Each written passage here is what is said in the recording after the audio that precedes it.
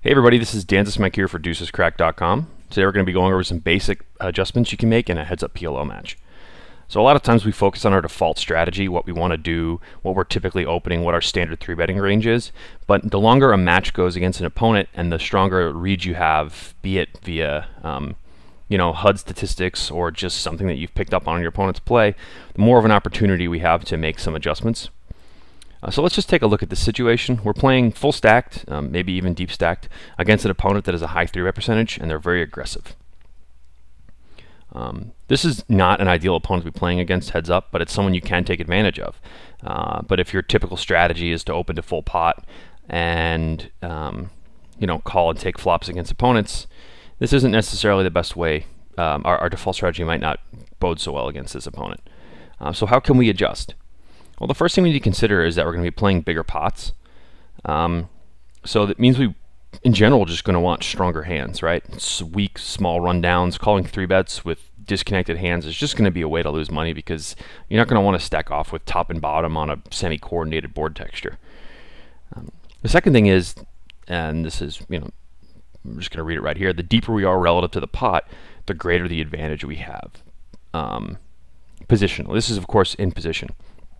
In position, the deeper we are, the bigger advantage we have. So let's make a couple of adjustments here. The first thing we can do is tighten up because there's going to be bigger pots, and like we said, we want to have stronger hands in our range. And the second thing you could do is you can min raise a little bit.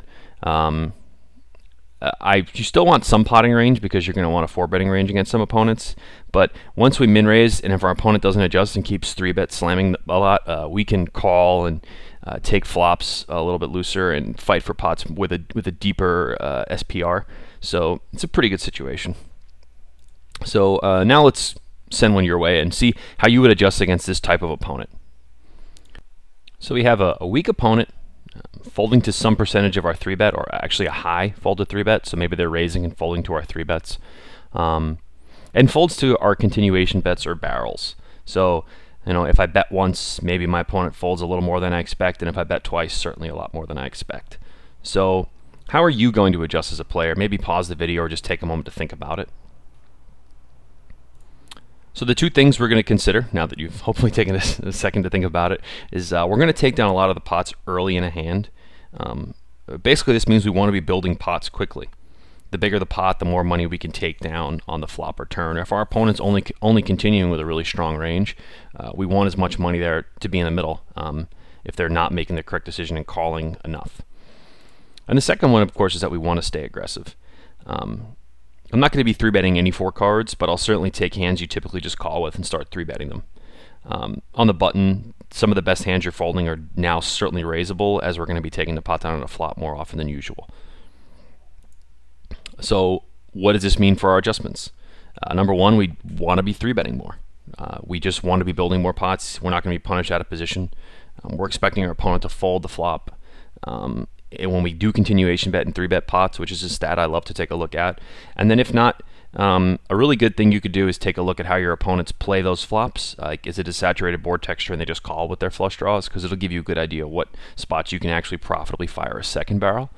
And the second one is mash that pot button pre-flop. The complete opposite of what we talked about against our loose aggressive opponent, trying to keep pots smaller, pre-flop, so we can fight our opponent more.